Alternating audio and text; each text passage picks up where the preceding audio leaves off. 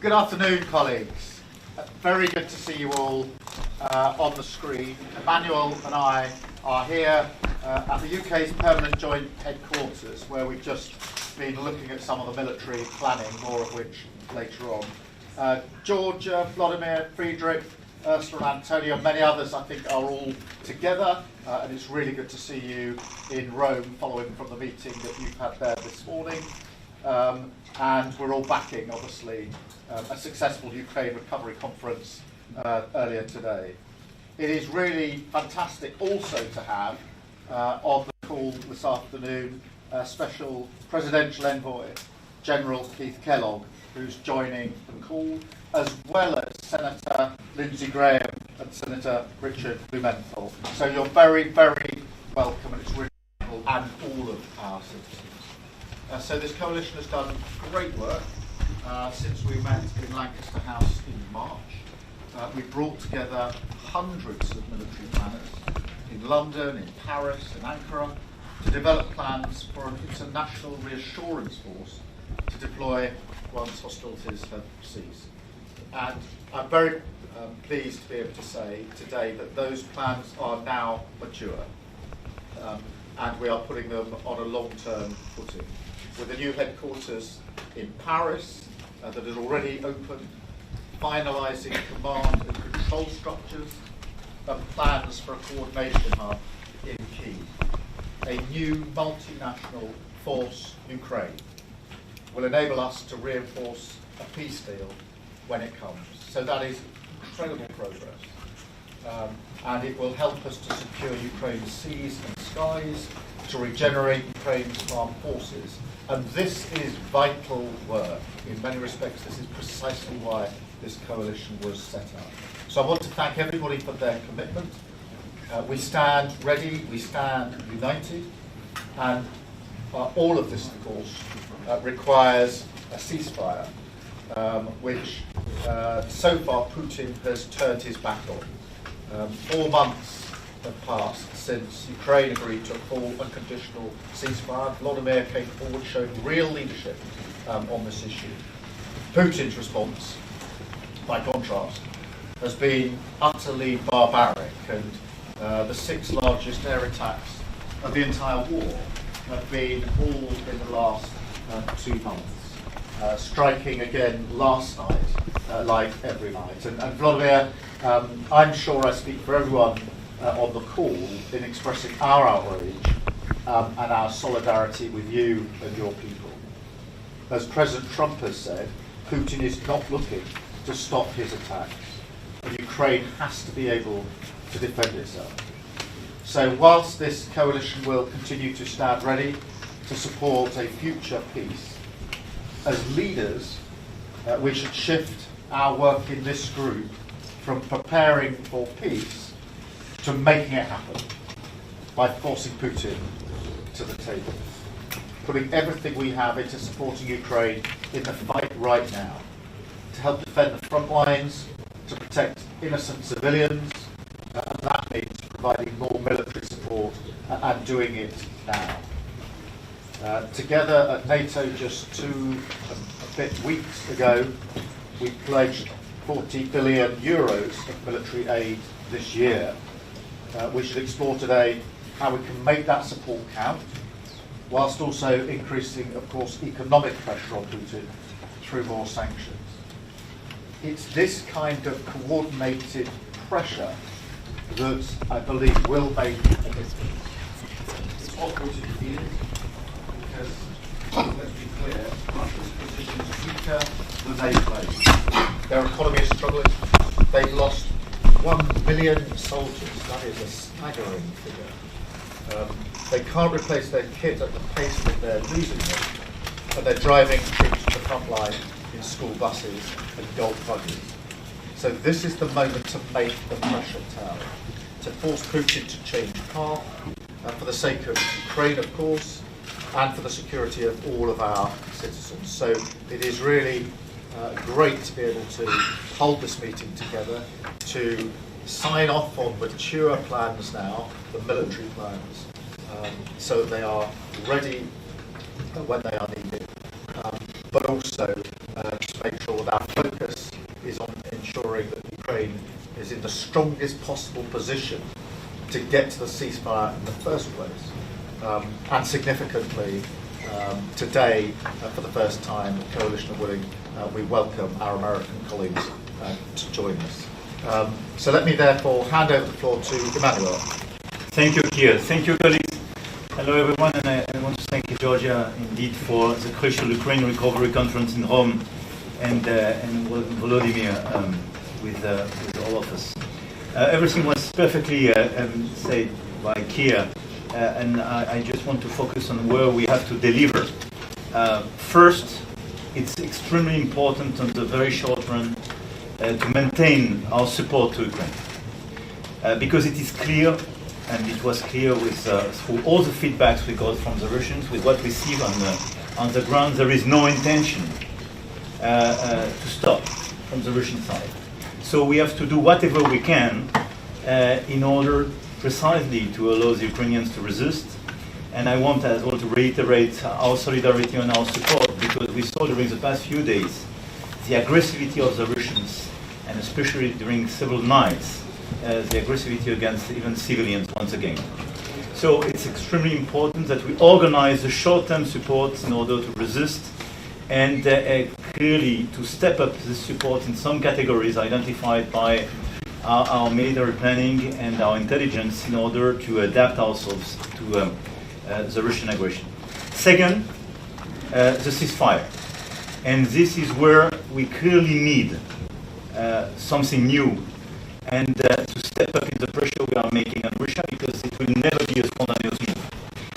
And thank you, Senator Graham, to be part of us, and I think your role is very important, and your initiative is very important, and I want to thank Ursula as well as the European Commission, because the coordination of a new UK package, EU package, and obviously the Senators package in the UA will be a game changer, because this is not just a new bunch of sanctions, but something which can completely modify the impact on the Russian economy and convince the Russians to come back at the table. This is our main objective. So this is the second point where we have to deliver all together.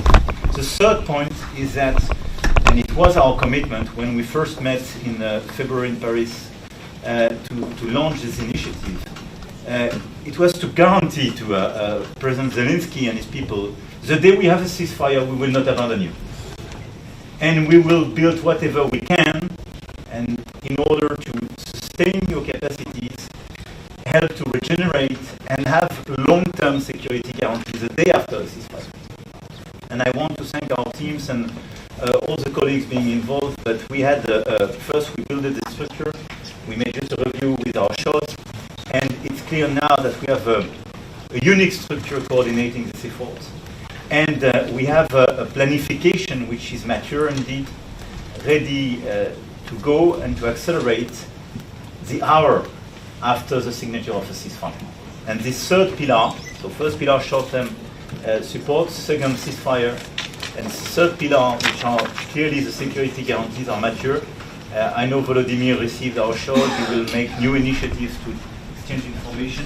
It's very important to finalize with the Ukrainian army, and that's the same view, but it's extremely important that on the basis of this planning now, we organize our efforts, because it's to be activated the day, the hour we have a ceasefire. I don't want to be longer, but for me these 3 points are the 3 key objectives for this ETC and this new meeting of the Coalition of the Willing, which clearly embody a long-term dynamic. And this is our responsibility and our collective will. And I do thank all of you for your presence, but as well your commitment on a daily basis. Thank you. Thank you very much, Emmanuel. I think we'll go to Georgia, who is hosting the leaders in Rome. So Georgia, can I pass over to you, please? Thank you very much, Keir, and thank you, Manuel, and thank you, moreover, Volodymyr, and all the colleagues that are here in Rome taking place to this conference. I'm obviously particularly pleased that we take part in this meeting together with Volodymyr and the leaders who are attending to the Ukraine Recovery Conference in Rome. I think it is the numbers of this conference show better than anything else the commitment we all share, not only about achieving peace, but about the future for Ukraine, the future of peace, stability, sovereignty. The group has long been discussing our shared commitment to ensuring Ukraine a perspective of peace and security. I believe, obviously, that the Ukraine Recovery Conference is part of this work that we do together. The work that we are doing to enable Kyiv to restart economically and to rebuild what has been destroyed by more than 3 years of senseless war is an integral part of the efforts that we discuss in this table. It is a long-term investment in a future of peace, stability, security, sovereignty, prosperity. Obviously, our efforts are complementary to those of the U.S. administration in building the just and lasting peace which Kyiv has so often shown it desires more than anybody. Western unity, as I've been saying many, many times, is fundamental, and therefore I'm particularly glad that President Trump's Special Envoy for Ukraine, General Kellogg, and Senators Graham and Blumenthal joined the Ukraine Recovery Conference, but also for the first time this meeting and this table, and I'm quite proud it happens in Rome, so thank you for being here.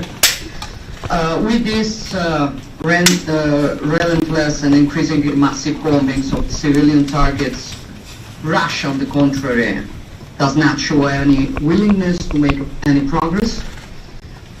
For this reason, alongside the necessary support to Ukraine, I do agree on the fact that we must also increase pressure on Moscow, so to achieve as soon as possible a ceasefire that will finally make way for diplomacy. This is the debate we are going to do today. But as always, we have to remind that it only can happen thanks to deterrence. It only can happen thanks to deterrence.